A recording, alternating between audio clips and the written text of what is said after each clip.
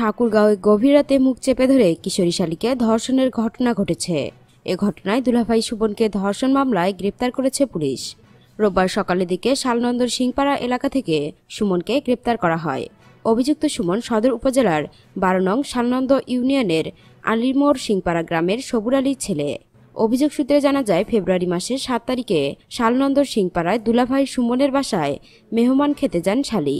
10 তারিখ গভীর রাতে বরবন ঘুমিয়ে থাকলে এই সুযোগে মুখ চেপে ধরে কিশোরীকে ধর্ষণ করেন দুলাভাই সুমন।